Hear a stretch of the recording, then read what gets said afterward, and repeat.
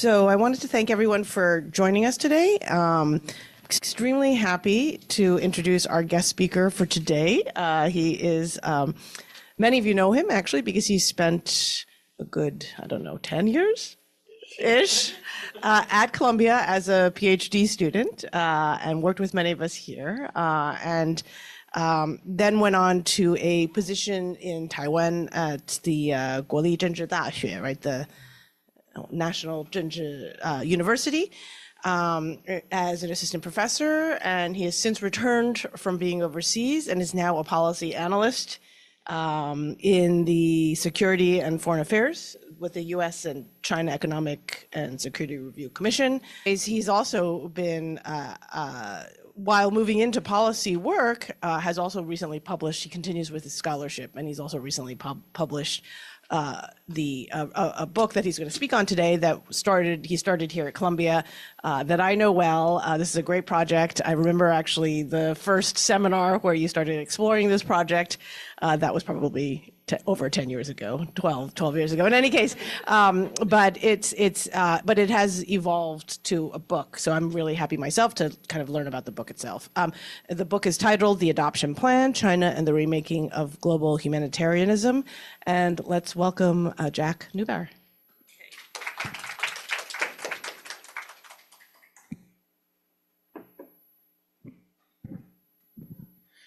Okay, let's see how I do on the tech side, getting this set up.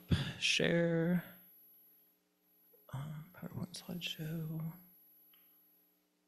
And I think I'm in slideshow mode, right, Julie? Great.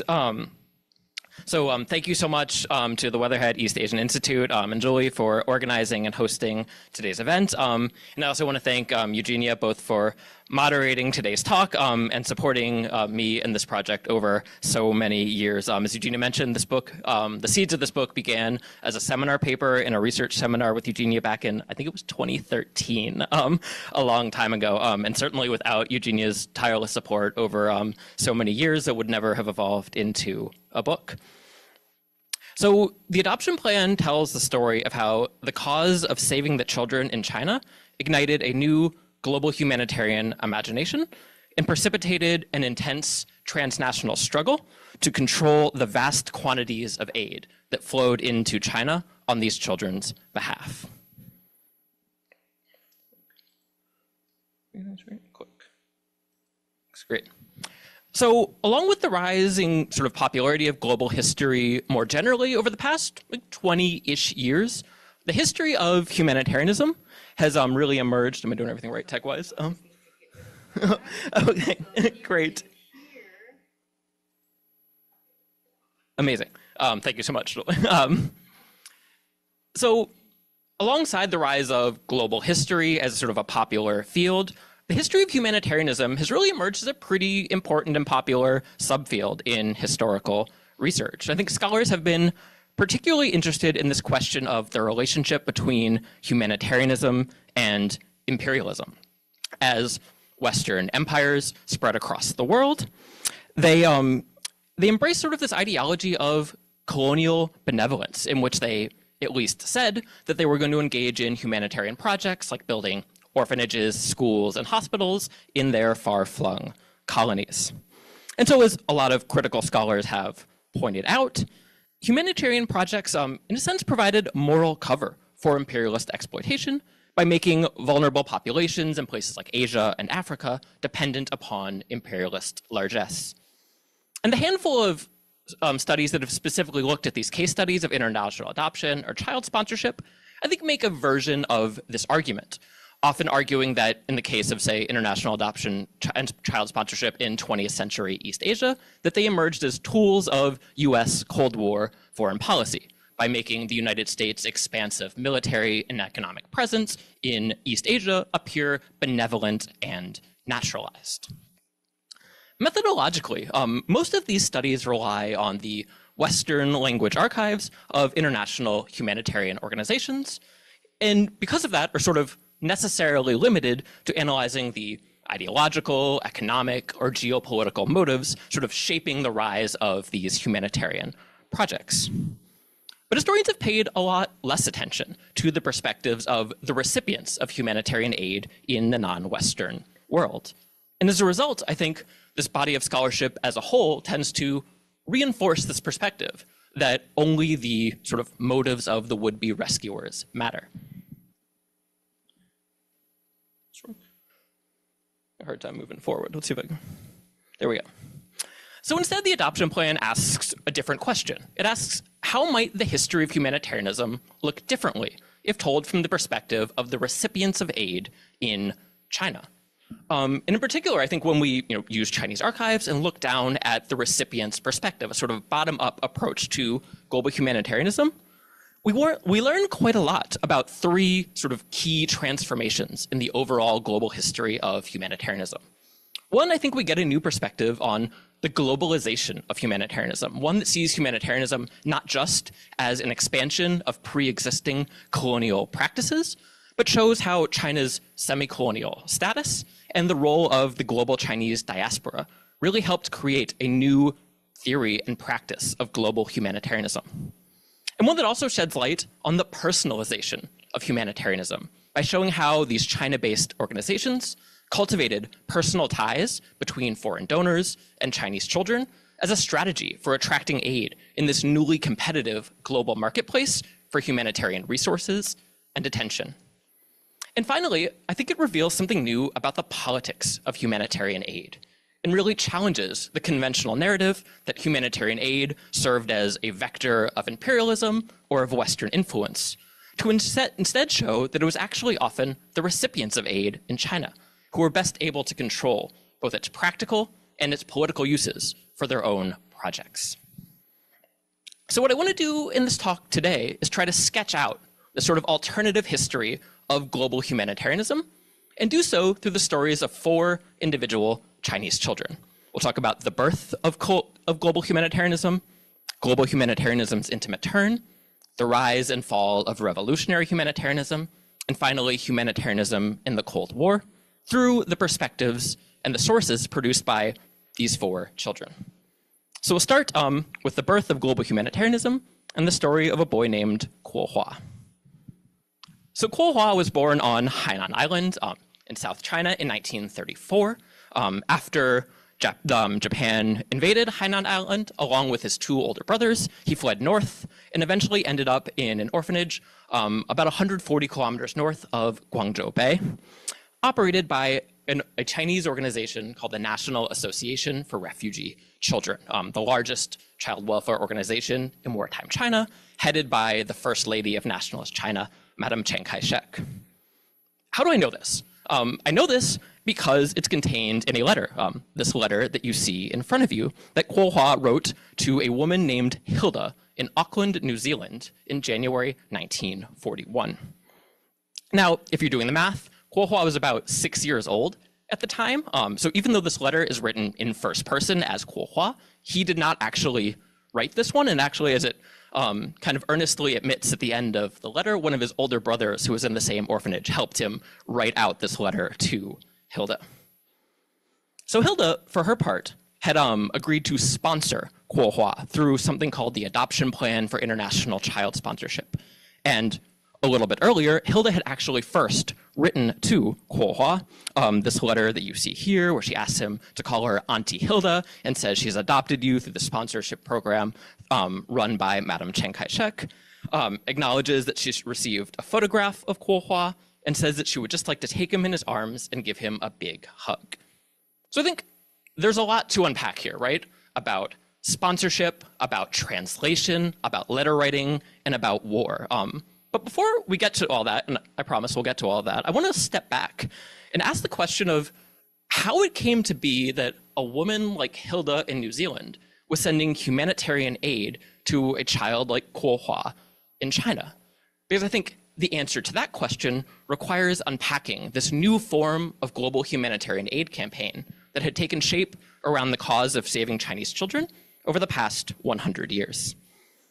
So stepping back for a second, what is humanitarianism? I think I follow a lot of scholars in defining humanitarianism quite broadly. as activism on behalf of distant strangers. The sort of general consensus is humanitarian practices emerged around the abolitionist movement in the late 18th and 19th century. But as I mentioned at the beginning, humanitarianism in the early 19th century was very closely tied to this idea of colonial benevolences. European empires, at least in theory, acknowledged that they had a responsibility to alleviate the suffering of their subjects. So even though humanitarianism used this universal language, in practice, early humanitarian campaigns were almost always confined within the boundaries of individual empires. People in France donated to humanitarian causes in French colonies, people in Britain donated to humanitarian causes in British colonies, etc. The moral universe of early humanitarianism was not really the world or the globe, but the empire. At the same time, something new was happening in China. What I argue in the book is that a new global humanitarian practice was taking shape around the specific cause of saving the children in China. And I argue that that happened really for two main reasons. The first, the sort of unique nature of semi-colonialism in China, and second, the global Chinese diaspora. So on the first, on semi-colonialism, China, unlike, say, British India or French Indochina, was never colonized by a single colonial power. Instead, many different imperialist powers signed unequal treaties that enabled them to economically exploit areas of China without actually taking on any of the obligations of running an official colonial government. As a result, there was no foreign power that acknowledged any kind of colonial responsibility to China. When famines broke out in India, for example, there was at least the expectation that the British colonial government and the British public would step in and help out, an expectation often honored in the breach. Nothing like that, existed in China. No foreign power saw it as their particular duty to contribute to humanitarian causes in China. So instead, a new pattern emerged in which humanitarian causes in China start to attract support from private voluntary organizations funded by individual donors across much of the world because so many different countries had interest in semi-colonial China. So just to give one, I think, familiar example that illustrates the point, one of the first, what you could call an international NGO in China, the Holy Childhood Association, founded in France in 1843, supports the work of Catholic missionaries doing things like child rescue in China, but is fundraised by encouraging regular small donations from a pretty global donor base. If we look just at 1 year, at 1899 to 1900, we can see how truly global the Holy Childhood Association's fundraising was, getting donations from virtually every country that had signed unequal treaties with China and the other colonial possessions of those countries around the world. So in a way, it's precisely because no particular colonial power claims this colonial benevolence toward China that we see the emergence of a new global humanitarian fundraising campaign that is private and voluntary. The other factor is the global Chinese diaspora. So if we go back to the National Association for Refugee Children, the NARC, this organization through which Hilda had adopted Kuohua, largest child welfare organization in World War II China, operates more than 61, they called them orphanages. Almost all of its fundraising was from private sources from abroad, and they're really working through Chinese diasporic groups. So the NARC in Chongqing would reach out to elite diasporic Chinese in places like New Zealand or France, across Southeast Asia and across the United States to make those connections. So Song Meiling in Chongqing had written to some prominent Chinese women in New Zealand. Those Chinese women in New Zealand were the ones who got people like Hilda interested in donating to Chinese children. So here you see something, again, quite different than I think the story of colonial expansion as a mode of humanitarian dispersion, and instead seeing Chinese organizations working through Chinese diasporic networks to make China a global humanitarian cause. And if you actually look at sort of the early fundraising records from the NRSC, where they're getting these sponsorships from really tracks places where there are sort of thriving elite Chinese diasporic communities. So over this basically 100-year period, basically from the Opium War to the Pacific War, we see this inchoate global humanitarian system take shape in China, one that relies on large numbers of small donations from individuals and private organizations who essentially acknowledged no ties to these Chinese children except for their shared humanity, essentially making the Chinese child, someone like Kuo Hua, into a symbol of humanity qua humanity. And this very much anticipates the kind of private global humanitarian campaigns that are par for the course in response to humanitarian disasters today. They're global in scope, universal in framing, voluntary in character, and we also need to acknowledge grossly inadequate in practice.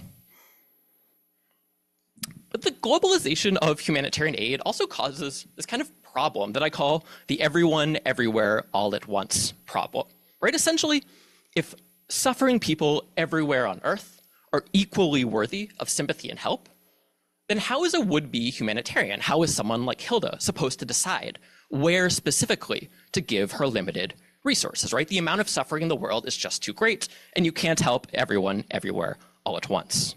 So I think this is the problem the NRC really faces, right? How to navigate this competitive global marketplace for humanitarian attention. And to see how they do, let's turn to the second story, the story of Qiming and global humanitarianism's intimate turn. So on December 1st, 1939, a woman named Gladys, she was from the dairy farming district of Matamata, New Zealand, not too far from Hilda, wrote this letter to a Chinese boy named Qiming. She said, it will be strange for you to receive a letter from New Zealand, and you will wonder about the people who are writing to you. Introduces herself, and then concludes by saying, this, our first letter, is to welcome you into our family.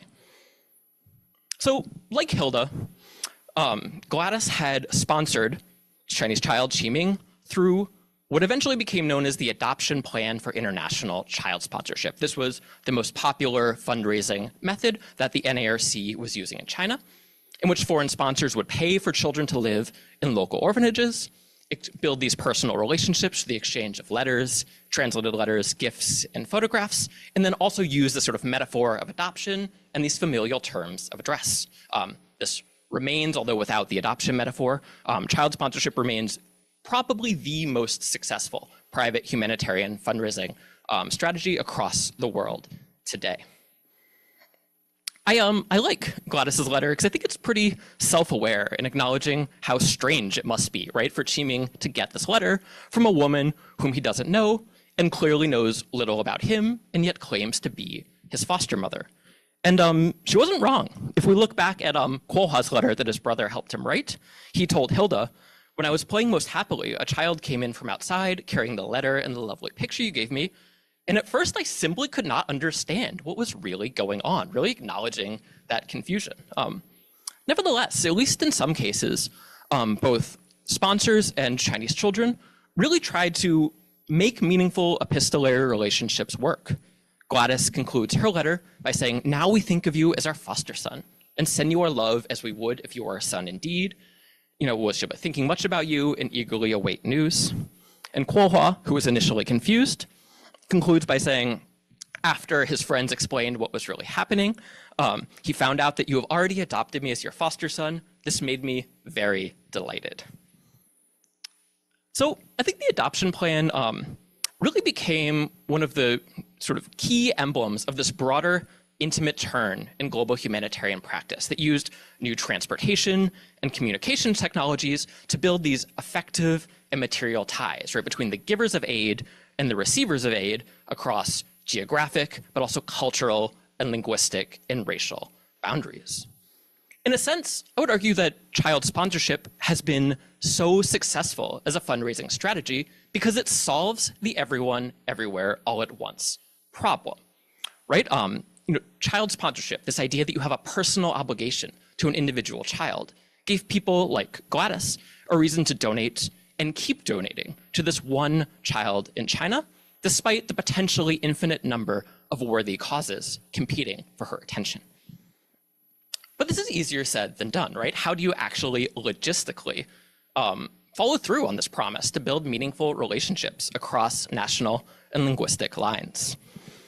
If nothing else, these child sponsorship organizations tried quite hard to make this work. Another one of them, China's Children Fund, what's Child Fund today, they would actually produced these children's magazines, sort of giving children training in how to write letters to foreign sponsors. This is just one example article where they kind of acknowledge, right, this is not an easy task, right? It's not even easy to, pick up your pens and write letters to your family in China, let alone to find the words to say to foreign friends. And then different articles would sort of give different pieces of advice, right? How can you do this in a way that's meaningful? And they give things like, it's like Americans always describe things in detail. For example, if your friend has headaches, you can ask about the headaches, and you don't have to use these kind of stock conventional phrases that they might have been taught to do in a letter writing class in China, such as, I have heard recently that your honorable body is indisposed. I think it was 今文贵体为何. And when there were inevitably sort of awkwardnesses in these letters, they could always turn to translation as this kind of technology of translingual intimacy. This is one example I think is quite interesting. The original letter, the student actually says, I only regret that I am slow-witted by nature and that my progress in both my studies and work lags far behind. And I think perhaps fearing that this would not translate so well into English, that's the literal translation of the Chinese, or perhaps even fearing that the sponsors would wonder why their precious donation was being used on a child with not a lot of natural aptitude. It's simply removed from the actual English language translation that they sent to the sponsor, which only says, I hope you will pray for our progress. So the NARC, they could teach children how to write letters, they could massage them in translation, but actually facilitating this exchange of letters was a whole nother matter. So let's return one more time to this letter that Gladys sent to Qi Ming.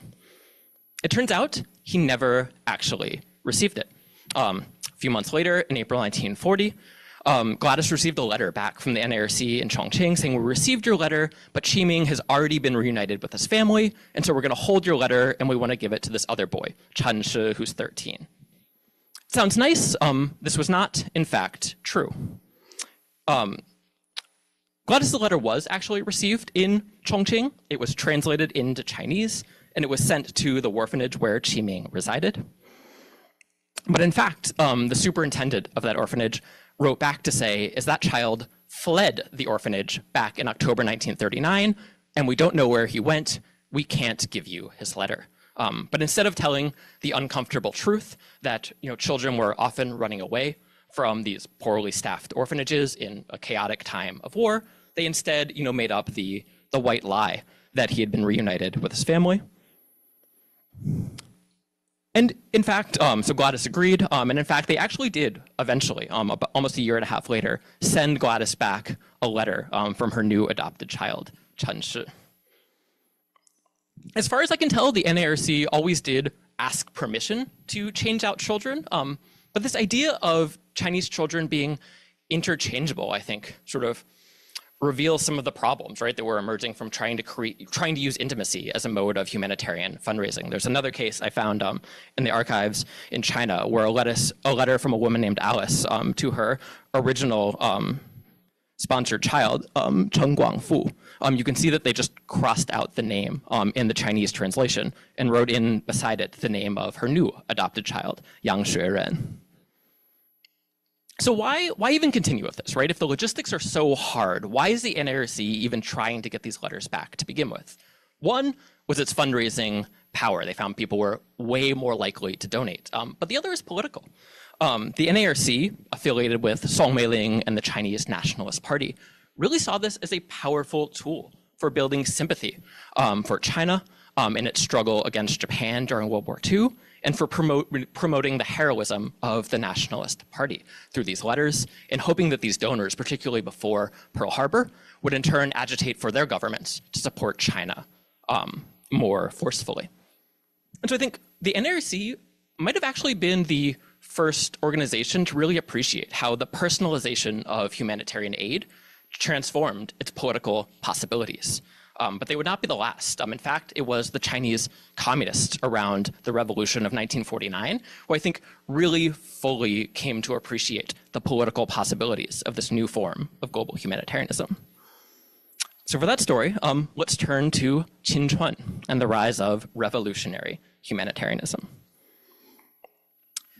So in 1949, the American family who had sponsored Qinchuan through a similar adoption plan, this one operated by the China branch of Foster Parents Plan for War Children, PLAN as it was known for short.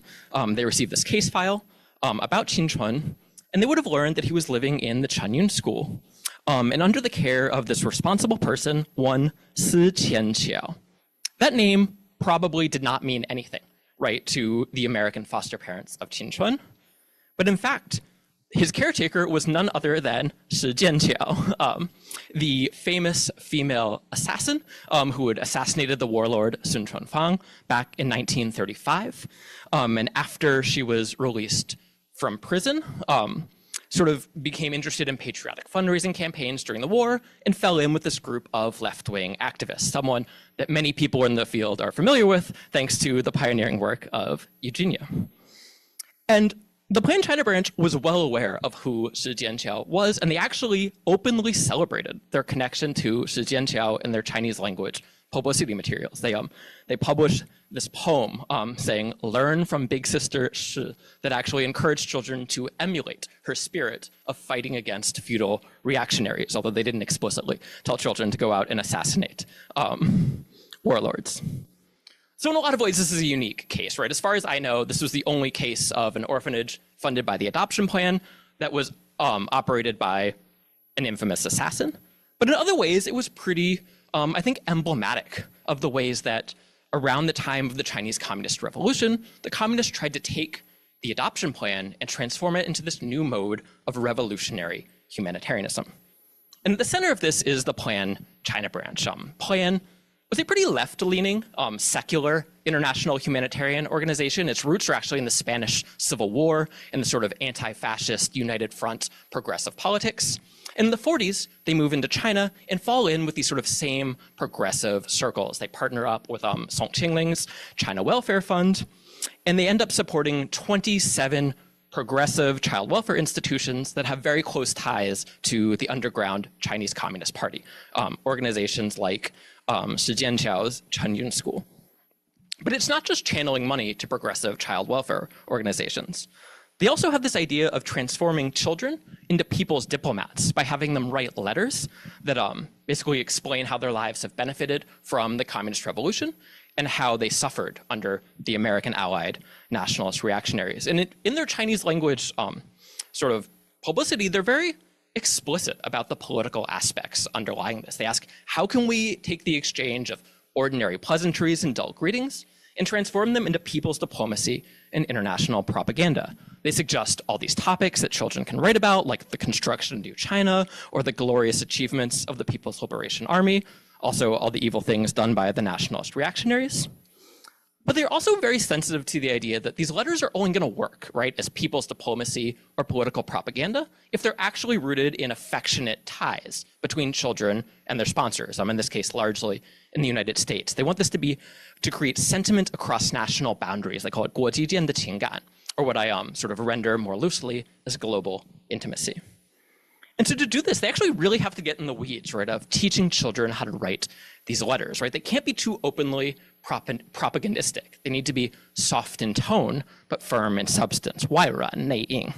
And they eventually sort of consolidate this in their internal documents into this idea of using the heart to influence the mind, right? 从感情到理性的宣传法.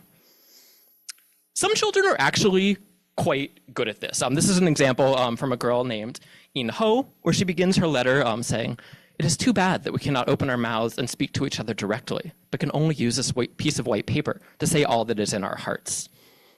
But as it turns out, what she would like to share with her foster mother are all these positive changes she's seen since the People's Liberation Army had liberated Shanghai 1 month earlier, how the farmers were now getting fertilizer and rice, and the soldiers are kind to the people.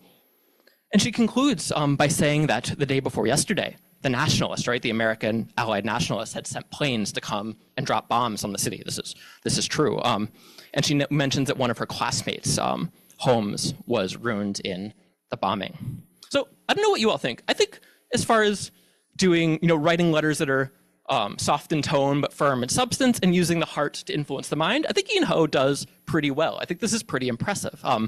Not all of the children were such skillful letter writers. the Planned China branch had a big problem with letters that started to go off script. They complained in internal documents, we don't have enough control, right, over the children's letters, right? Their political level is very high, but their propaganda skills are poor, and this is starting to hurt the sentiments of these American foster parents. They gave examples like children decrying American imperialism and lecturing to their sponsors, displaying the, I love this, the erroneous tendencies of excessively harsh language or excessively leftist ideology. So what to do? Like the NRC before them, they turned to translation as a mode of political censorship. So here's one example where in the initial Chinese letter, a sort of literal translation would read, "The people in the Soviet Union are very happy, and it is only under Stalin's leadership that they are able to live in happiness," right? So China must try to emulate them. Don't you agree?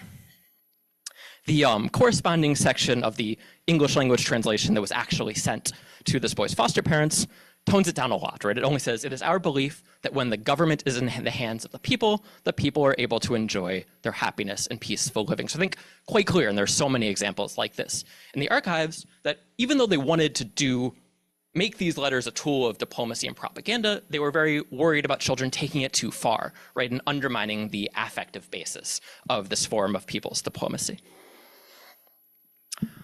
By the time that the People's Liberation Army had liberated Shanghai in May 1949, many of the older children at these Planned China branch institutions actually ended up signing up for the PLA and going into the army. And this boy, Guan Chun, was one of them. And this is the last letter that he wrote to his foster parents. They were called the Macaulays, in June 49, explaining how excited he was to join the army. And about 14 months later, he would find himself actually on the battlefield in Korea, fighting against the United States, right, the compatriots of his former foster parents. And during that, as China was retreating back toward the 38th parallel, he was actually caught in a napalm bombing and died, something that was not known until one of his compatriots at the orphanage was able to look into the archives and find his file and the coordinates of his death in Korea. So you can see how the sort of initial promise of revolutionary humanitarianism sort of really crumbled against the hard realities of war. And so while the Chinese Communist Party was, at least briefly, right, willing to explore this mode of humanitarian cooperation with largely with the United States as a tool of people's diplomacy, once China and the United States were literally at war in Korea, everything would change once again. And so for the final part of the talk, the rise of Cold War humanitarianism, I want to turn to the story of Erxiang. So Erxiang was at a very different kind of orphanage. He was at an orphanage called Chang Memorial Children's Village, so named because it was actually located in the former wartime residence of Chiang Kai-shek and Song Meiling in the sort of picturesque hills overlooking the Yangtze River outside of Chongqing. It was run by Southern Baptist missionaries, headed by this American named J.R. Saunders, and was also funded by the adoption plan through this group called the American Oriental Friendship Association. So same fundraising strategy, same tool of sort of using these intimate ties to build humanitarian connections, but politically a mile away, right? Run by conservative American Christians, affiliated with Chiang Kai-shek, very different than these progressive institutions being operated by Plan. And in fact, by the outbreak of the Korean War, this initial idea of revolutionary humanitarianism, of turning children into people's diplomats, had really started to fall apart. Instead, what it appeared that the adoption plan was doing was making Chinese children both emotionally and economically dependent upon China's new ideological and material and sort of military enemy, the United States. And so it's really only at this point that Chinese Marxists really embrace these traditional Marxist critiques of humanitarianism as a kind of cultural invasion or instilling a slave-like mentality in the Chinese people. And they actually specifically attack these orphanages funded by the adoption plan as doing this false ideological education to make children resent their biological parents, resent society, and resent their own fatherland. And in part because it's associated with the nationalist, Chang Memorial Children's Village really takes a lot of the brunt of this turn against US-funded humanitarian institutions. In December 1950, the PRC cuts off all foreign humanitarian aid, and they're focused most especially on American humanitarian aid. And the People's Relief Association of China, this newly funded social welfare body, starts sending out investigators to investigate all these orphanages that had previously relied on foreign money through the adoption plan. And when they get to Chang Memorial Children's Village in Chongqing, they're pretty appalled by what they find. They see these Chinese children carrying around pictures and letters from their American parents, and they say that this is causing them to look down on their fatherland and lose respect for their own nationality. They even quote this one child who apparently told the investigators, "I would rather be an American's dog than a Chinese person." And they use this evidence to say that the adoption plan is harming the thinking of China's children and causing them to forget their own fatherland. And this ends with these investigators leading the children in a mass denunciation meeting, a 控诉会, in which they're asked to criticize their foster parents and these humanitarian programs in which they participated. And Xiang is actually one of the first children to speak. He said, "Before, I didn't know that they'd come to poison and deceive us, and I even thought that they'd come to give us help and be good to us. Only now do I know that Saunders, the head of the orphanage, was an imperialist element who insulted our dignity and poisoned our character. I truly hate him." And after he spoke, Xiang was asked to walk in front of his classmates and actually tear up the letters and photos from his foster father, a man named Gio, in Perry, Georgia. And then his classmates followed suit, so that you had sort of literally the ripped remains of the adoption plan piling up by the fistful on the ground beneath their feet. So what are these organizations to do? This is when they all move out of China and really start redistributing humanitarian aid according to the new political logic of the Cold War. I think China's Children Fund is a really good example. Like AOFA and others, is kicked out of China in early 1951 and quickly remake child sponsorship into an amazingly effective global humanitarian program, really focused on sort of US Cold War allies in East Asia. You can see Korea, Japan, Hong Kong, and Taiwan in these early years account for 80% of the total enrollment in the adoption plan. And I think Taiwan is probably the clearest case where you can see how Cold War politics, more than humanitarian need, really comes to shape who is getting aid.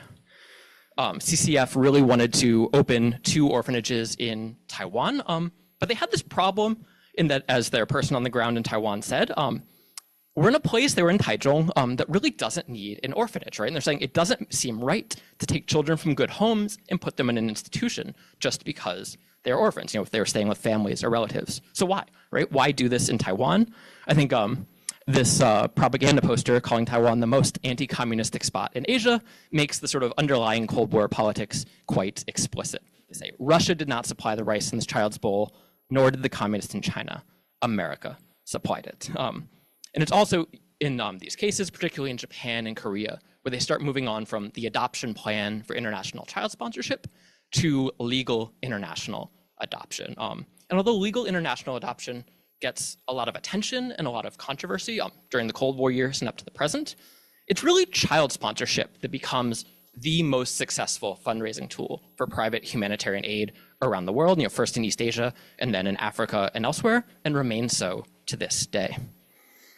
So to quickly zoom out and conclude, right, what new do we learn about the history of humanitarianism when we tell it in this way, right, from the perspective of these individual children in China? On the one hand, I think we get really a totally new genealogy of global humanitarianism itself that makes it clear that humanitarianism, as it globalized, was not just an expansion of Western imperial practices, but really ran through China and Chinese diasporic organizations. Finally, I think we get sort of this insight into this overlooked phenomenon of how and why global humanitarianism became so intimate, right? How ideas like child sponsorship and adoption became the most powerful fundraising tools for private aid as a way to help people navigate the sort of everyone, everywhere, all at once problem. And finally, and I think perhaps most importantly, we see that in contrast, right, to this common critique of humanitarianism as a tool of imperialism. As valid as that critique might be, I think we see how writing these histories from the archives of sort of Western organization has caused scholars to really overestimate how successful these groups were at actually imposing their own narratives and their own agendas on the recipients of aid in places around the world.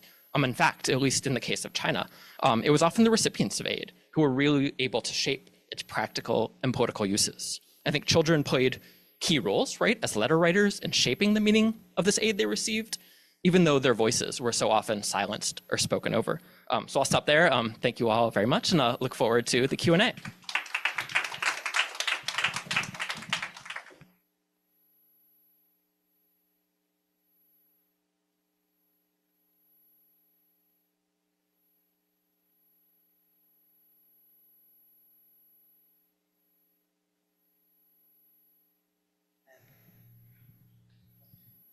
We're okay, Julie? Yeah?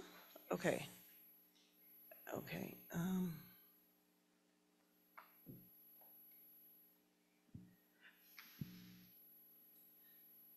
Okay, thank you so much. Why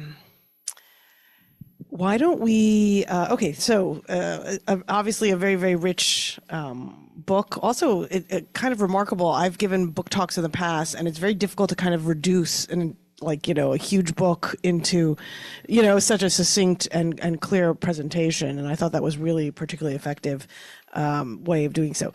So I think we're going to open up the floor to questions. I think this is just a really revolutionary book in multiple ways, in terms of its globalizing Chinese studies, but it's also rethinking global humanitarianism. It's also really intervening in affect studies, and then kind of rethinking, sort of that early moment of the Cold War, sort of how do we think about that too. So I have lots of questions, but maybe I'm gonna open it up to the floor first. So why don't we raise and introduce yourselves?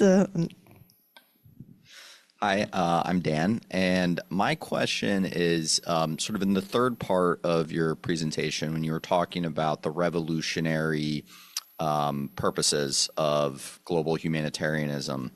I thought it was really interesting how the PRC wanted to use their letters to spread communist propaganda and sort of promote China's ideology, but they also were cognizant of not wanting to go too far and not trying to alienate the foreign sponsors with being too strident. But my question is, I'm assuming since these orphanages were run under the auspices of the People's Republic of China, which was obviously known as a communist organization, the people, a political organization and government, that the people, the foreign sponsors who were contributing to and adopting these children, I'm assuming, even though they were Western in many cases, they were probably pretty leftist, pretty left-wing, probably communist sympathizers, if not communists themselves, I would imagine. I don't think there's any big secret that that's, who they were donating to. That's the children in the country they were donating to. So why did the government feel the need, or the people that were running the orphanages for the government feel the need to sort of dial it back or tone it down for fear of alienating them? Or is it just that the Westerners who were donating just thought they were doing a good thing and didn't really have a political perspective, or at least not one in terms of their donation? That's a great question. Thank you, because it's this really complicated political moment where a lot is changing so fast, in part due to sort of censorship under the nationalist, right? Because a lot of these orphanages plans started in China in 1947. They've been doing this letter exchange for a couple years, right, before they can kind of openly embrace revolutionary purposes. A lot of it is kind of underground. So you have children writing these kind of vaguely leftist letters where they talk about social inequality and a lot of sort of criticism of the authoritarianism of Chiang Kai-shek and the nationalists and how children are suffering, but really don't embrace any explicit communist themes. And I think that kind of mirrors where Plan's politics was at the time. It's coming out of the Spanish Civil War and these United Front movements where you get a kind of generally left-leaning sort of liberal humanitarian vibe, but often not communist and sometimes still explicitly anti-communist. And so they're trying to, I think, navigate these sort of big tent United Front politics and really try to sort of push the limits. On the other hand, after the revolution, you're seeing in sort of mainstream media in the United States and Canada and elsewhere where these donors are, very sort of negative coverage of the Chinese Communist Party. So I think they see this as one way to sort of, on this kind of very intimate level, push back against that narrative and show people a different side of the communist revolution than they might have been sort of seeing in the American press. But I think on the one hand, they're worried about pushing the politics of their donors too far left. Are they really going to support, kids openly praising Stalin? On the other hand, they're worried about these programs getting shut off altogether, right? Will the broader organizations allow this to continue? Will the US government allow this to continue if it just sort of becomes too openly pro-communist propaganda? And actually, when Plan leaves China, it's interesting, Plan itself, which by this point had moved from Spain and was now based in New York, actually cut off the program to China before the Chinese Communist Party kicked off all foreign humanitarians. It was Plan and not China that pulled the plug. And the sort of legalistic argument for doing so was that they didn't want to work with any foreign governments because they were a neutral humanitarian organization. And under the PRC, all humanitarian aid had to run through government institutions and then be redistributed according to need. And that sort of violated the letter of Plan's charter. So they used that as an excuse for cutting it off. However, they then moved into Korea, where they were also working with government institutions. So they were selective in how they applied that. And Plan ends up taking a much more conservative turn after that. But for some of the more conservative organizations, like the one funding Chang Memorial Children's Village, they sort of consistently would make this argument that the children aren't communist and we can't abandon them, right? We need to keep sending American money, have American foster parents, sending letters, and let them know that this sort of, free world exists outside of China. So they actually made this anti-communist argument that continuing these things is good for America, it's good for the free world, and they actually stick around until the end, until they are predictably kicked out by the Communist Party. So I think if you pinpointed this really interesting moment when a lot of politics around humanitarianism are in flux in China and around the world.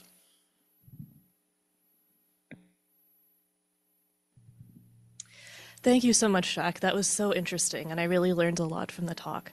My question is about translation, and I found that the letters that you showed us, and also the way that the difference between the Chinese and the English really highlighted a lot of the issues and the themes that you were exploring, which was really fascinating. And I'm wondering if you could share a little bit more about the nature of those translations. So who is doing the translation? How is that sort of part of the method of these organizations? And I was also really curious about the difference between the handwritten original letters and the typed translations. And on the point of intimacy, that seems like that's a really interesting and important issue. And then the third question that I had about this is the dominance of English. So maybe this is sort of selection bias, but it seems like some of the other international donors came from non-English speaking places. And so I'm wondering if English is kind of the dominant international language here, or how maybe other languages might have participated in the problem of translation. Great. Thank you so much, Allison. Those are really fascinating questions. Maybe let me start from the handwritten versus typed issue, because I think this is really interesting. And I mean, as you can see from the talk, in almost all cases, I was able to find both literally stapled together, right? The handwritten original and the typed translation. And that's because they sent both in almost all cases to the foster parents for exactly the reason I think you surmised, that the handwritten letter was such a sort of symbol of intimacy, right? Sort of the only physical impression of this child who you're in a lot of ways building these fictive kinship ties with, but will never actually meet. And so they really appreciated, I think, the power of the handwritten letter. And you actually see cases where I think there's one woman I talk about in the book, Bethia, who just wrote these very, very effusive letters and would say, just, it moves me so much to have a letter written by your own hand. And she said she actually pressed it to her face at night and she could feel him far away. So they definitely appreciate that.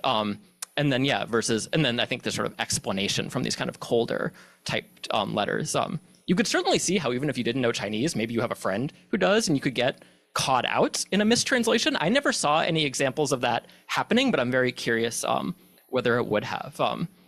In terms of how they did the translation, it's interesting because during the World War II era with the NARC, it was so ad hoc, right? These orphanages are moving every few months as the Japanese advance, and they're really just trying to find anyone, either a teacher at the orphanage who maybe studied abroad, or sending them back to Chongqing, where sort of Song Meiling and these other very elite, largely Western educated women are working to do translations. And in those cases, actually often would actually, in the process, rewrite out the handwritten letters in Chinese, which is why some of those I showed earlier, you can tell are like clearly not an 8-year-old's handwriting. They've been transcribed and kept in an archive in China, whereas the real letter written by the kid was sent abroad and I don't have access to at this point. And so there, I think they're kind of, I'm gonna use this term of sort of translation as a tool of translingual intimacy, where I think they're trying to sort of get at, based on studying abroad or sort of their cosmopolitan backgrounds, the kinds of stuff they think a sponsor might want to hear versus not want to hear, and sort of very inconsistent practices in that regard. By the post-war years, it gets much more standardized. The Plan China branch actually had a 3-person translation team based in Shanghai who did all of it, the head of which was this guy named Lu Ping, who ends up becoming quite famous as like the PRC's lead negotiator in the handover of Hong Kong in the 1980s. And his background was translating these kids' letters in the 40s, where they have the translation department is producing reports and sort of very systematized what can be said, what can't be said, what we're going to censor, what we're not going to be censored. So there's a process of formalization. And then the dominance of English is really interesting too. I only ever found letters either in Chinese, in those cases sent to like basically a Huaqiao in Southeast Asia. Although in some cases, I think elite Huaqiao in Southeast Asia also wanted to write in English, I think is a sort of cosmopolitan marker. There were groups in France, there were groups elsewhere in Europe where I imagine maybe they were using other European languages, but all I ever found in the archives were English and Chinese. Yeah. Quickly, I'm gonna, we have one question. Let me just take a few from the audience and then get also online. But Yingchuan? Thank you so much for talk and congratulations on the book. So I think I have 2 broad questions. So first, building on what Addison just said, was China unique in this, in terms of using local agents and using, translation as a form of political censorship or this translingual intimacy, as you term it, was China a unique case? So I assume probably not. So if so, what made China and Chinese children competitive in this humanitarian, competition that you were talking about? And second, I see this book as primarily a history of global humanitarianism as you introduced it. So can you also elaborate on your intervention to the historiography of modern China? So I think I'm specifically thinking about Jenny Chen's book, which touches on similar topic, but also there's a recent, strand of scholarship on this international or this transnational fascist connotation of the KMT regime. So can you probably maybe also comment on that thread of scholarship as well? Thanks so much, Yingchuan. 2 really good questions. On whether China was unique, it's a great question and one that I don't think I'm going to give you a satisfactory answer to, just because of sort of my training and my background and my language skills. I did this as a China project. I would love to see people build out similar kinds of research in Korea, in Japan, later as these programs move into South Asia and Africa, to see whether, particularly as you move later in time, there's more travel, there's more technology, whether there's really the same space to express local agency as there was in sort of World War II and the I guess the immediate post-war period, the Civil War era in China. If nothing else, I think China was probably uniquely early. The first child sponsorship as sort of a concept has long histories, actually both in sort of Western philanthropy and sort of variants in China, where we have this like Renyu system, right? Where people in like the Jiangnan region are sort of sponsoring individual children, although there's no contact with them. And then missionaries going back to the late 18th century sort of use these ad hoc sponsorship programs, but they were never able to systematize it. Like the first instance when you actually get regular contact between children and people overseas through a sponsorship program is China during World War II and in the post-war years. So if nothing else, I think working out how the personalization of humanitarianism changed its political possibilities gets worked out first, I think, in China at this moment, in large part because, of what I was arguing at the beginning, that there was no built-in colonial logic for why anyone should be donating to China. You didn't need these programs to get funding to, say, British colonial India or French Indochina, because you could appeal to the responsibilities of empire, right? Since no one was acknowledging the sort of inherent connection to Chinese children, I think they needed to innovate and create these personal ties as a way of creating an obligation to China. Certainly these programs expand globally, and I would love for people with different language skills than me to really follow up on that question of how it continued to transform in other sort of historical and geographic context.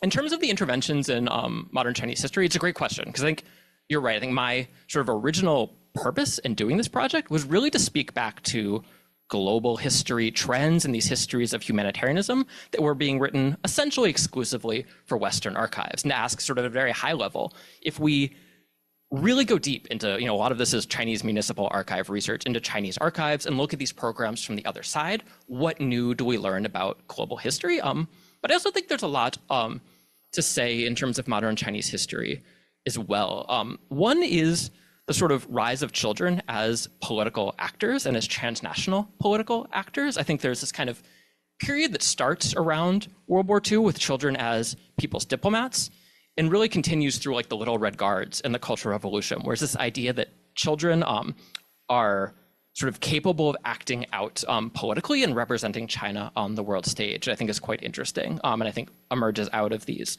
programs. What other interventions do I want to highlight here? The other one I might highlight here is the way that transnational projects that start during the nationalist period get repurposed during the communist era. I think it's really interesting, right, that the communists take these humanitarian programs that they very easily and later actually would dismiss as just the American imperialists and the nationalist reactionaries doing their thing, and try to repurpose them for revolutionary purposes. But in terms of sort of the material practices, in terms of the networks of who's running these orphanages and who they're linking with abroad, you see a lot of continuity. And even after they get shut down, it's a really interesting question, right? All these Chinese people employed by these humanitarian organizations, what do they do right after the Korean War when they're all shut down? And interestingly, so many of them actually go into the international propaganda industry. They start writing English language propaganda magazines like China Reconstructs and distributing them around the world. And so I think you can really see how sort of Mao era internationalism is in a lot of ways built on practices and institutions inherited from the Republican period. Hi, Will. Yeah. Hi, Jack. Terrific talk. I learned so much. I think is really amazing. Two questions. One is about the archival research that you did.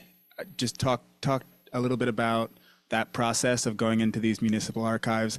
How did you, I imagine there are tons of letters. How did you decide what to focus on and how to sort of narrow your scope? The other is, are these child sponsorship programs continuing? I imagine they are, but how are they impacted by the one-child policy? Did that change the types of letters that were written, or did that affect the actual programs and how they were run? Did they encourage more sponsorship as a result of that? And how did that how did that affect the programs? Those are great questions. Thank you, Willie. In terms of archives, just sort of as a matter of logistics, like I started working on this like in the US. I was taking Eugenia's class, and so I was really limited to working with the US side archives at first. So I worked with it actually at the University of Rhode Island is where Plan donated their archives up until the 80s. China's Children Fund, now Child Fund, is based in Richmond. So I had a lot of the US side archives about what they thought they were doing in China, where they thought the money was going, how they were narrating things on the American side. And then so in my first visits to China, I was like, okay, right, if you're this organization that claims you built 60 orphanages throughout China, right, there've got to be records of that in China. So a lot of it was going to municipal archives. I did 5 cities, Guangzhou, Nanjing, Beijing, Chongqing, and Shanghai, to sort of track down one, where the money was actually going, how it was being talked about, and how it was being used on the ground in China. And so a lot of these orphanages were responsible for submitting reports to municipal governments. And then in Chongqing, so the nationalist government moved to Chongqing during the war. There, a lot of it was at the national level as well. So a lot of the NRC stuff is actually in the sort of national level archives of the Republic of China in Nanjing, and really just trying to sort of piece together the American archives, the Chinese archives, see what was consistent, and then where these sort of fractures emerge and you start seeing a different picture. And a lot of it was just like really like individual case studies. Like I had this one, like that story I told about the kid who ended up dying in the Korean War. I'd seen his letter and his case file in Rhode Island, at the University of Rhode Island, and then was able to track down what happened to him at the Shanghai Municipal Archives, where there were a lot of records of this orphanage, including alumni many years later in the 80s, sort of writing back to find out what happened to their classmates at the orphanage. It's sort of like name by name, kid by kid, trying to piece together stories across the two sides.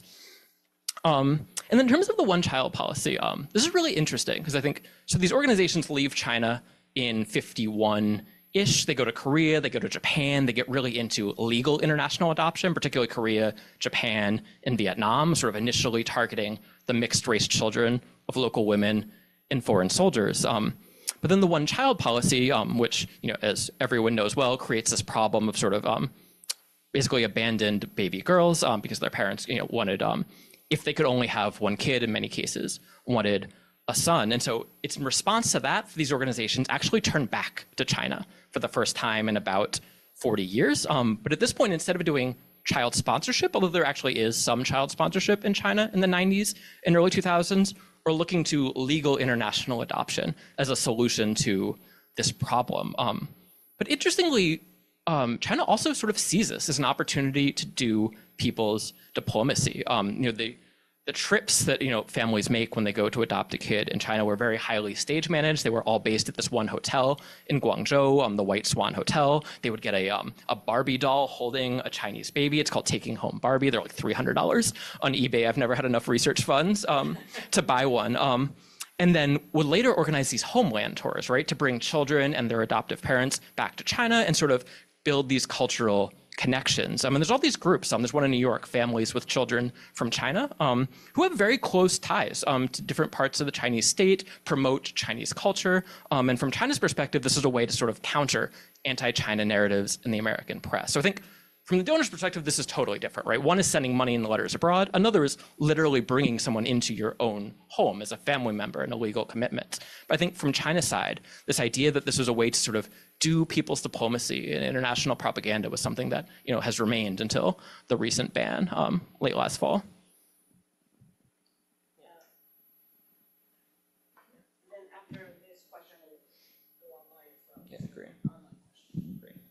Thank you, Jack. I learned so much too. Actually, you just started answering my question. I wanted to ask about what does it mean to foster a child and about the parents and the selection. For example, let's say a family has a lot of sympathy to offer, but not money. Could they offer sympathy through letters? I mean, on the one hand, it's a very capitalist project too, right? So I was wondering what we learn about, you know, fostering kids. That's a really great question. I hadn't really thought about it in those terms. I think the short answer is no, right? These programs were expensive to run. A sort of enduring criticism of child sponsorship is how high the overhead costs are, right? Even just getting paper and ink during World War II was a huge challenge, not to mention cameras and photographs.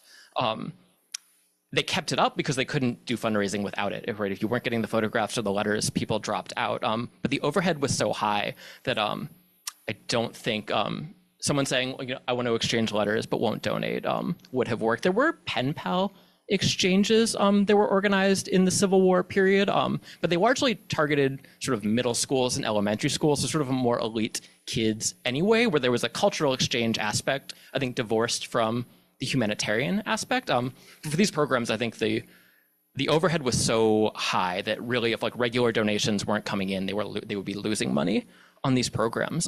In terms of what it meant, it's very varied because there's an unevenness in the relationship in that the children were required to write. Some, like NARC, was once a year. By the Planned China branch, it was once a month. They were required to write a letter.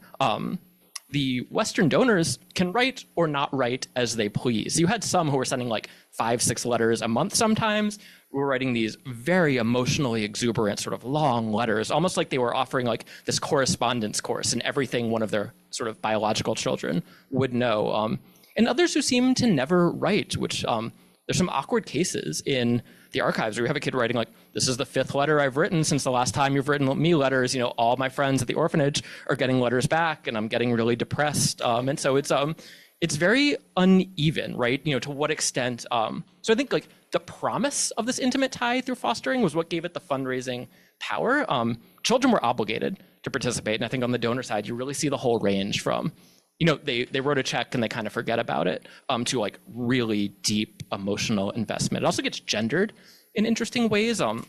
China's Children Fund marketed a lot to single women and women without children to be like, you know, school teacher or, you know, female doctor, like you can experience motherhood through the experience of child sponsorship. So I think the marketing started to sort of play into these gendered stereotypes around fostering and parenthood as well. So we have one question online from Margaret Tillman. So thanks so much for this great talk and book. You make a really wonderful point about overseas Chinese communities as important for fundraising. And I know that you've also written about remittances. Could you speak more to the role of overseas Chinese and also perhaps different types of fundraising and solicitation among Chinese versus non-Chinese abroad?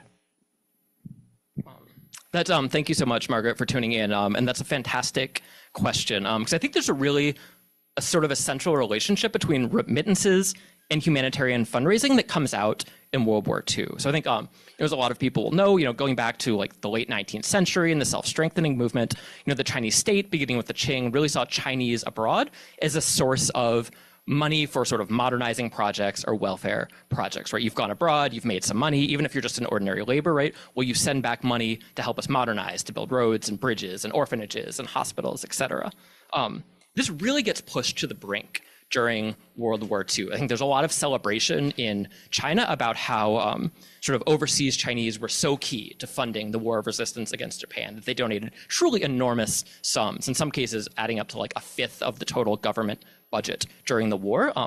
A lot of that was actually coerced. I think, Margaret, this is the chapter that's still waiting to come out that you referenced about how the nationalists would work with sort of pro-KMT diasporic organizations in Singapore and New York and elsewhere to really force people to give these donations. They were in a sense in sort of an extraterritorial tax where like Chinese employers would literally just take 10% out of your income and send it back to China for these wartime causes, which was causing enormous financial hardship on Chinese all over the world during World War II.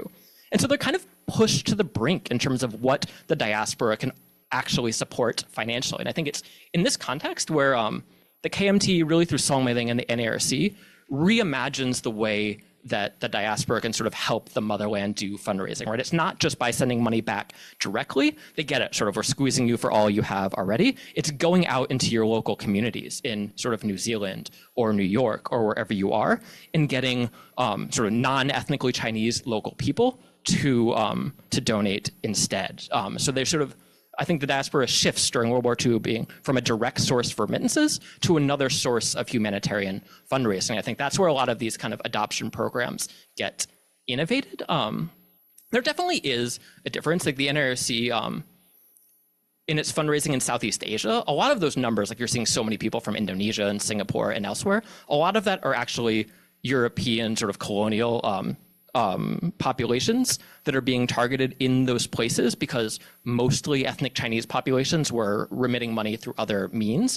There was some overseas Chinese who participated directly in the adoption plan, in which cases I think the sort of the patriotic rhetoric was a little bit higher. There was less focus on letter exchange, although there was some letter exchange, either translated or not. I guess what I would emphasize is a sort of key shift between sort of the diaspora as sending back money directly to the diaspora as going out into the world, making Chinese children a humanitarian cause and serving as fundraisers themselves. So oh, Zitian, go ahead. Yeah, and then I'll follow up. Yeah, so thank you so much for the I would be curious about some details on the NARC project. Thank you. It seems that the project itself, comparing to your introduction to the overall like humanitarian efforts prior in the quote unquote semi-colonial period of China, the NRC project seems like an effort for the nationalist government to like trying to impose some of its influences into this humanitarian, like by establishing like a nationalized, a nationwide and quote unquote like probably official sort of humanitarian like agency. So I would be curious about like the extent to which it was a success. Like what is the result of that, and also like as we all know, the entire sort of humanitarian sector after 1949 was really like the PRC was really doing a great, probably not great job, but they were really nationalizing it. They were putting like everything under the control of the national like Red Cross and all the other governmental institutions. So that was highly nationalized. So what was the extent of an NRC, and how did it interact with, for example, other private religious sort of humanitarian efforts existing at the time? That's a really fantastic question. Thank you. The NRC is such an interesting organization, and one that I hope continues to get more sort of exploration both in Chinese history and in global history. I think there's different ways that we could measure success and how much it was nationalized. So you're right, it's sort of a kind of semi-official organization. Song Meiling is the official head. It's also a united front organization, so like Deng Yingchao and other sort of prominent communist women are a part of it, although much less sort of involved in the day-to-day. But sort of nationalist finances are so strained, right? They're already sort of, so desperate to get money from abroad as well, that only about 25% of their money is ever coming from official sources. About 75% of their money is coming from private sources, and the vast majority of that from abroad through the adoption plan. So I think they're quite successful at fundraising. They're less successful, I think, at making this a centralized national government effort. In terms of, at their peak, they sponsor 61 orphanages. They call them baoyuan, or sort of orphanages. That's impressive, right? I think that's an impressive accomplishment. Tens of thousands of children survive the war who might not have otherwise survived the war because of it. But in terms of the scale of suffering and disruption, I think that's really a drop in the bucket, right? The number of children who are able to make it into these orphanages is so tiny, right, compared to the number of children who would have benefited. And sort of to return quickly to the issue of gender, what's interesting is they're almost all boys. It's actually the opposite of what you see in the 90s and 2000s, in part because if you can only save one child, get one child into an orphanage, you are more likely to send a son. So there's a gendered component there as well. But I really think, so, I don't know, impressive accomplishments, I think a drop in the bucket of aid, but I think also really pioneering, and it's a sort of proof of concept, right? That sort of the promise of an intimate relationship could work as a humanitarian fundraising tool. So it's other more institutionalized humanitarian organizations like sort of Child Fund and Plan and later World Vision, who I think really take, and some of them connected with the CCP, who take a lot of these sort of fundraising ideas that the NARC had but could never fully implement, and I think have really profoundly shaped humanitarian fundraising around the world today. So I have a question, well, two. Yeah. They're kind of related to this question of genuineness or authenticity. Yeah. So the first one is, one of the things that I find so wonderful about your work is that it sheds light on the work of making intimacy, right? And far-flung intimate ties, right? So global intimacy. And you show all of the rituals involved, including the writing the letters, choosing of the right, phrases, making sure that the hand is there with the written letter, so that the, Hilda receives it and sees the little boy actually purportedly wrote it, or that wonderful final mass denunciation, right, where, PRC tactics or CCP tactics of using mass denunciation to move affective ties away from family to the state, right? That's all about, the mass struggle sessions, right? That it's being literally used in these, orphanages where the little kid has to actually tear up the letter, right? That real ritual act of ripping asunder the original affective tie. So you use the term fictive kin and fictive relations, but I'm presuming that you're using that in the sense of, that's how it's conventionally used, right? But because much of what I see your work doing is actually looking at how genuine different forms of affect can be, non-biological ties, these school marms who are probably very lonely might become very, very affectionate to these little boys they never met, right? So this is not even a question. I think this is more just what I actually wanted to, do you highlight this in your book? Because I see this as a huge intervention in affect studies, so that you could make one. So that's one issue. And then the other thing goes back to how you kind of present, so it's also a question of authenticity and genuineness. Like you present this issue of, you're doing this, looking at humanitarianism from the bottom up. And you want to bring in the child's voice, or not even voice. I mean, I want to, well, or what are you looking for the child voice, or what is agency for you? And what's authentic agency, right? So in the sense that, like, what are the interests of the children, and you as a historian, how do you get to the genuine interests, or can I even say that, right? I mean, the one instance where I thought that there was one true, genuine expression of the child's interest was in that kid ran away and they had to find somebody to replace him, right? That was like the unruly, like moments of unruliness on the part of the child. But, I wanted to ask, and this was a translation question, right? Or a couple people brought up the issue of translation and or even like of the coaching. And you actually said at one point that the children are obligated. So how authentic are these voices, even those handwritten letters, right? I mean, how can you as a historian get to, they're, at a certain point, they're all standardized. Other points, they're being coached, right? How do, 6-year-old kids who are being forced to write, right? I mean, this is all layers down. You have, where's the child, like, what are the children? The money is not going to them, right? So what is the agency? Actually, the agency seems to be those moments of unruliness when they go off script. Thank you so much, Eugenia. Those are great questions and important issues. I think they're actually quite related. So let me start with maybe the kind of like the institutionalization aspect. And trying to boil this down into, I think I got close to 45 minutes. I kind of skipped over this part. There's a chapter in the book called sort of Institutionalizing the Intimate Turn, which looks at the NARC was very not institutionalized. They were sort of fly by the seat of your pants organization that really looked at China's Children Fund and how they took that proof of concept and tried to institutionalize it. And in doing so, we're amazingly concerned with sort of markers of authenticity. They had just this ever-proliferating series of rules about the letter writing and exchange process. On the one hand, I think shows that people weren't following the rules, right? Otherwise, you wouldn't need them, but also shows how much they sort of cared about communicating authenticity. So there were rules about, for example, standardizing the romanization of the children's names, right? They were often very sort of unstandardized so that someone wouldn't get a second letter and think, is this a different kid? When the children signed the translated letter, because they would sort of sign their name at the bottom, they had to use the same pen or brush or ink that they'd used for the original letter.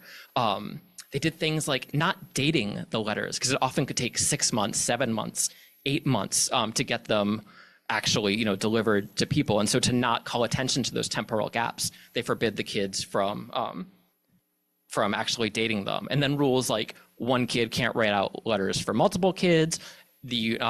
Everyone has to write to the sort of own ideas. And I think, actually sort of a question Willie asked, I found 546 of these total. They're generic, but literally no two are the same. There were no, in those 546 letters, no two were identical. In part because I think they were so obsessed with, at least the idea of authenticity, because it was so core to their emotional power and sort of creating, as the word you use, sort of all these rituals that make, I think, fictive kinship in sort of the anthropological sense, not necessarily not genuine. I think in many ways, the institutionalization was essential to their affective power. They probably would not have worked as well or been so, so effective in eliciting sentiment and donations if they weren't so institutionalized. in terms of like getting down to sort of children's voices or agency, it's tough, and I don't claim to in the book, but I think what I try to do is make all the ways in which these letters were mediated, there's so many levels of mediation and intervention, to not let that be sort of an obstacle to analysis, but make that the object of analysis in itself. So you can use translation as sort of one way of sort of reverse engineering processes of censorship, looking at these proliferation of rules. And then also these moments of unruliness, right? The children running away, either because they didn't have enough food, or in many cases because they wanted to join the war. They had such a patriotic education. They were 13, 14. They didn't want to be in an orphanage. They wanted to be out fighting the Japanese, the nationalists, the communists, whoever it wanted to be. The off-script letters as well, they're the excessively leftist letters that get focused on, I think, in the archives. But what I found is the more common sort of off-script letter was ones that just ignored politics altogether. Just being like, here's what I did today. There's one that I like to quote a lot that's in the book where this girl just wrote a poem about a fan that she made out of paper. And they were translated and sent abroad sort of dutifully. So a lot of kids didn't participate in the politics, and they still ate at the orphanages. Their letters were still sent abroad. So if nothing else, I think it's clear that you need the active participation of children for people's diplomacy to work. So yeah, I think that's how, in their role as letter writers and sort of these letters as physical objects, the photographs, sort of were incredibly important. I think what's in the children's heart, I think it's sort of an unknowable question, although sometimes I feel like you can get a sense from like which letters feel generic and phoned in and which letters feel authentic, at least. In part, it's the letters that complain, right? Like, you haven't written to me to 6 months, I'm feeling depressed. Like, that's probably not the stuff that's made up. But to me, it's really looking at how sort of these institutions mobilized children as political actors and used all these letters of mediation as opposed to sort of what's in the children's heart themselves. Yeah. If I may ask Yeah.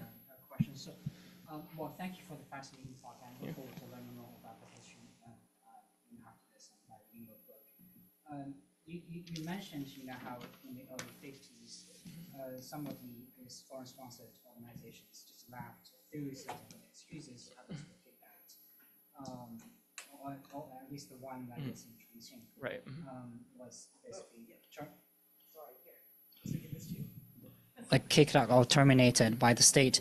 I'm wondering, was there ever a debate within the PRC government as to were there ever anyone who advocated for the continuation of such program?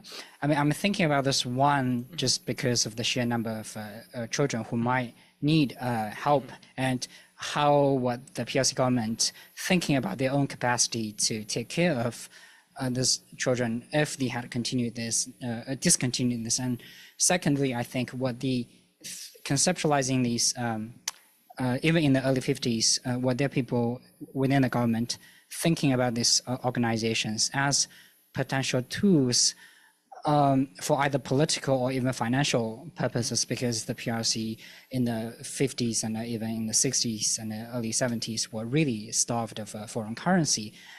Because I suppose people from overseas were sending foreign currency. I don't know.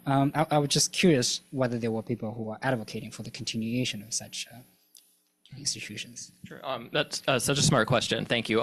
Absolutely. There was actually a pretty vigorous debate that really came to a head in like April 1950, which is when they founded the People's Relief Association of China. And the two sides of the debate, just like to put figureheads on it, it's basically Song Qingling, who's advocating for continuing these programs. She had really close ties to Plan through the China Welfare Fund, which also did a lot of global humanitarian fundraising.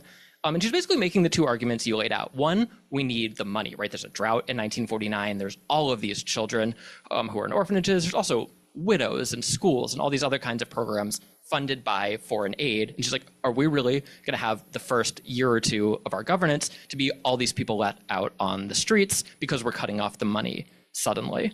And then she makes this people's diplomacy argument. She uses that term, and she really holds up Plan specifically as the sort of model of a people's diplomacy, sort of revolutionary humanitarian institution, to say we can make ties with people, goes back to Willie's question, or I think Danny's question at the beginning too, who want to support us, right, who are already supporting these programs. We can sort of tell a different story of China abroad, that this has, beyond just sort of the need for money and aid, that this has real potential international political benefits.